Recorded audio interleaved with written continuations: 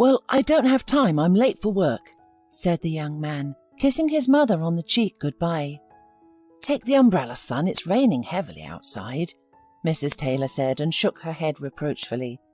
She looked out the window and watched her son, who had matured into a handsome man. Sighing sadly, the woman began to rush about in the kitchen, trying to cook something delicious for Kevin's arrival from work.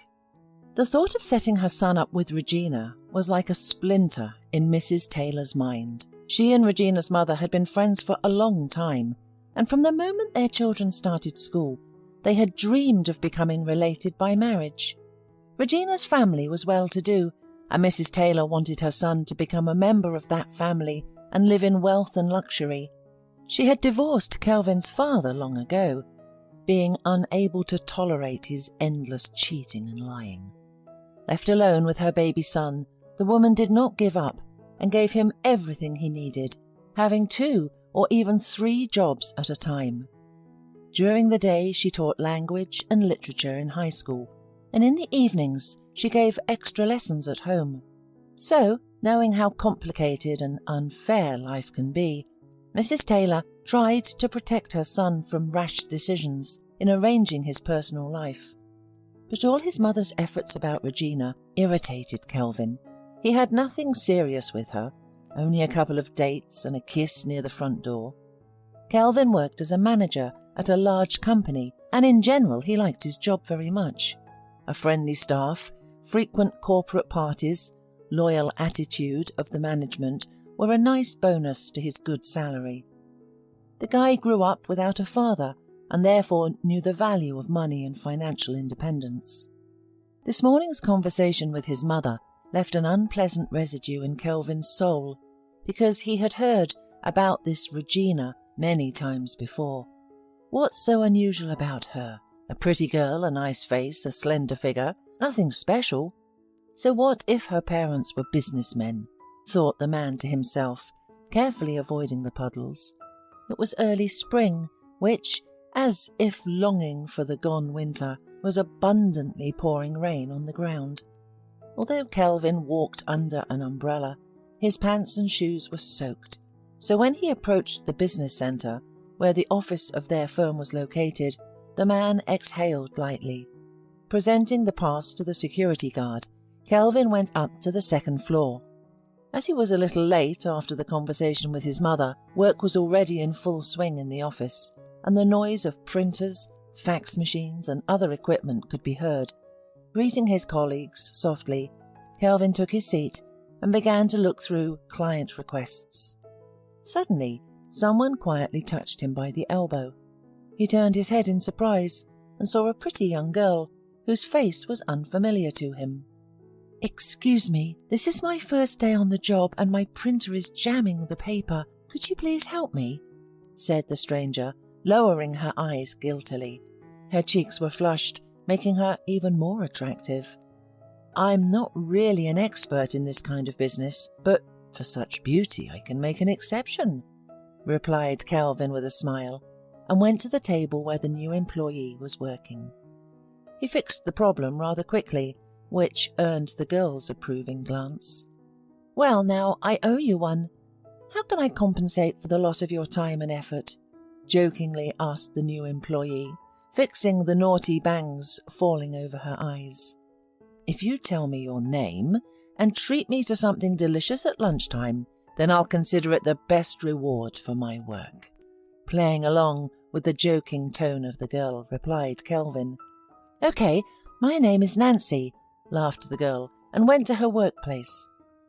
Until the lunchtime, Kelvin and Nancy were timidly exchanging glances, hiding embarrassed smiles behind their monitor screens. Finally, the hands of the clock approached the cherished number, and with a sense of accomplishment, the office staff headed off to lunch at a cosy coffee shop around the corner. "Here I am, as promised, returning the favour," Nancy said cheerfully, and after putting coffee and cheesecake on the table, she sat down near Kelvin. "Thank you very much," Kelvin replied, and a conversation ensued between the 2 young people. It turned out that Nancy was hired as a manager with a 1-month probationary period, and therefore she felt a certain nervousness. The second half of the workday passed without incident, and Nancy was finally able to catch her breath. She really needed this job, so she made a maximum effort to quickly get into all the professional intricacies and secrets. When the working day came to an end, Kelvin offered to escort Nancy home. "Nancy, let's go to the movies or a cafe tomorrow," suggested Kelvin, and as if by chance, while walking, he touched Nancy's hand. "Yes, I would love to, but tomorrow is my day off. I'll be with my little brother all day," she explained confusedly. "Well, that's not a problem. Let's go together. And then we can go to the rides. Come on, say yes. There's nothing to think about." "All right, then come pick me up tomorrow at 3. Mitchell and I will be glad," replied Nancy with a smile. Kelvin spent the next half of the day in agonizing suspense, now and then glancing at the hands of the clock, which seemed to have deliberately slowed down. Mrs. Taylor, seeing her son's mood, asked if he was going on a date. "Mum, you've just read my thoughts," smiled Kelvin, trying to cope with his excitement. "Well, finally, how happy I am for you and Regina. Well done, son. It was long overdue to ask a girl out on a date." "Mum, who had told you that I was going out with Regina? I thought you heard me, but you're up to it again," said Kelvin irritably, and left, slamming the door. Shocked by this news, Mrs. Taylor could not come to her senses for a long time. Meanwhile, Kelvin had already rushed at full speed to Nancy's house. The girl, as agreed, came out exactly at 3 o'clock, holding the hand of her brother Mitchell, who looked about 6 years old. With the look of a circus magician, Kelvin took the movie tickets out of his pocket and handed them to his charming companion and her brother. The evening went splendidly. Mitchell had never been to a movie before and got many unforgettable emotions, crunching popcorn with a bottle of sweet soda in his hand. Then there were rides and merry-go-rounds and other entertainment. The joyful laughter of Nancy and Mitchell caused a rush of tenderness and love in Kelvin's heart. At the end of the day, the tired but happy trio went home. From his conversation with Nancy, Kelvin found out that she and Mitchell were orphans and had different fathers. Nancy did not know her father, and her mother disliked talking about the mistakes of her youth.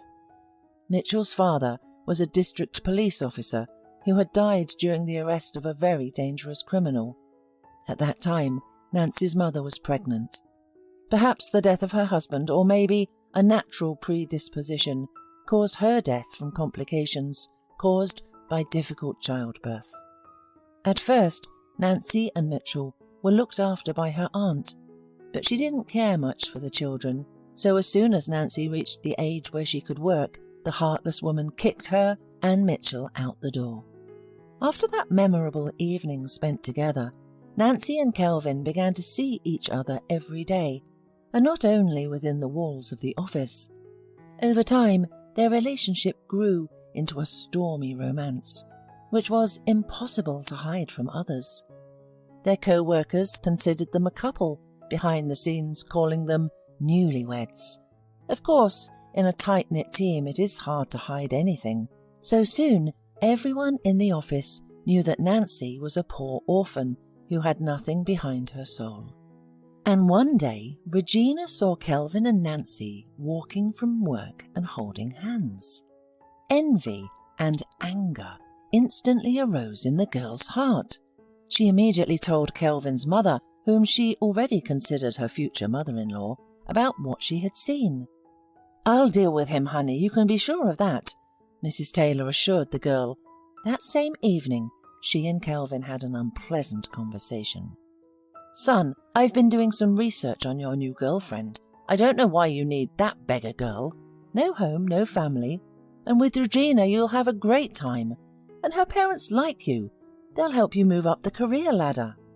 "Mum, I love Nancy and that's it. And besides, I've already proposed to her," said Kelvin, in a tone that could not tolerate objections. Mrs. Taylor involuntarily admired her son, who in his angry determination was so similar to his father in his youth. But neither Regina's tears nor his mother's pleas had any effect on Kelvin. The wedding day was inexorably approaching. Soon, Nancy and Kelvin were to become husband and wife. The young people decided not to have a big wedding, limiting themselves to a simple marriage registration. Since Nancy was an orphan, she had only her brother Mitchell at the ceremony, but Kelvin came with his friends, including Regina's brother. After the rings were exchanged, the newlyweds went outside where everyone began to congratulate Kelvin, ignoring Nancy, who was modestly standing on the sidelines and felt out of place. Most of Kelvin's friends were children of wealthy parents, and in their eyes this gave them the right to look down on Nancy. Suddenly, a slightly tipsy Regina's brother approached the newlyweds, and after handing the bouquet to Nancy, led Kelvin away. "Well, buddy, you got yourself into a mess. How could you marry this ragamuffin? Did you want some extreme? That's your business, but you were not nice to my sister. She thought she was your bride." "I fell in love with Nancy and I can't help it," Kelvin replied, making excuses. "What can your beggar girl offer you but love? My father was going to give you a new car, and now you're going to carry this beggar on your shoulders instead. I'm very disappointed in you, Kelvin." Kelvin said nothing to this, and soon Nancy came up to him and said quietly, "I have heard everything. It's unpleasant and mean. They're bad-mouthing me, and you're standing there in silence." "What are you making up? He's just my friend from school, and he's drunk as well," answered Kelvin angrily. "But I see that you're ashamed of me. You hide your eyes in front of your rich friends. You haven't introduced me to your mother yet. Tell me, what have I and my brother done wrong to all them?" "You know what, Nancy? Since we're having this conversation, let's break up. I'm sorry, but I suddenly realized it was for the best," said Kelvin, who had been more and more influenced by friends, co-workers, and his mother lately. "Oh, Kelvin, what a shame. We've only just got married." "It's not a big deal. We'll divorce in a week or a month," indifferently replied Kelvin, and walked away, leaving a weeping Nancy in the middle of the street. They were divorced in 5 days. Regina was over the moon about it. Now that her rival was out of the way, the cunning girl played on the naive man's feelings and got his heart in her hands again. Of course, Kelvin did not love her, but some feelings were still in him, and it was enough for Regina to gratify her self-esteem. Soon they were married, to the great pleasure of Kelvin's mother. Nancy, after the disgrace of the wedding and the subsequent divorce, resigned from the company so as not to see the man who had broken her heart. Mrs. Taylor was now at peace with her son. It seemed to her that with Regina he would find happiness and prosperity. But the vengeful daughter-in-law thought a little differently. She could not forgive Kelvin the fact that he neglected her by marrying a destitute orphan, and she used to mock and tease her husband. A year passed imperceptibly. Kelvin, just like before, was working as a manager and living with Regina. Her successful parents at every opportunity reminded him that he was a pauper who could not afford to buy a house and support a family. Finding himself in Nancy's shoes, Kelvin understood what it was like and what the orphan girl had gone through, but the past was irretrievable, and the man tried not to reopen old wounds. One morning, coming to work, Kelvin saw a luxury car at the entrance to the business centre. "The new manager of the company, who was just appointed yesterday, has arrived," the security guard said confidently. An intrigued Kelvin went up to the floor, opened the office door, and became shocked to see Nancy giving instructions to his colleagues. The girl wore a strict pantsuit of English wool and amazing high-heeled shoes. Of course, she recognized Kelvin, nodding at his greeting. The guy couldn't have known that right after their divorce, Nancy was found by her real father, who didn't know he had a daughter. The truth was discovered by chance when he saw a familiar name in the list of dismissed employees of the company he owned. Once he started with petty trade, but over time, thanks to perseverance and innate business acumen, he became a millionaire. After making inquiries about Nancy, Mr. Jackson realized that it was his daughter, and the DNA test done afterward only confirmed his assumption. In need of a reliable leader for his company, he offered his daughter to lead it. Nancy agreed, and after training, took a high position in the company, where she was once a probationary manager. Communication with Kelvin was openly avoided by Nancy, but when he ambushed her outside her car, she couldn't stand it. "Kelvin, it's over between us. You chased 2 rabbits and didn't catch either one. Forget about me if you don't want to be fired. I have a boyfriend who loves and appreciates me for who I am. I hope that from now on we will not return to this kind of conversation. Goodbye." Kelvin, feeling humiliated, looked after the departing car. Different feelings struggled in his soul. He understood that having made the wrong choice in the past, he had a corresponding result in the present. The man blamed no one. He simply walked down the street, wiping away the tears in the corner of his eyes. Remorse, though late, still touched Kelvin's heart. A month later, he divorced Regina and went to live in another city. There, he decided to start over. But that's another story.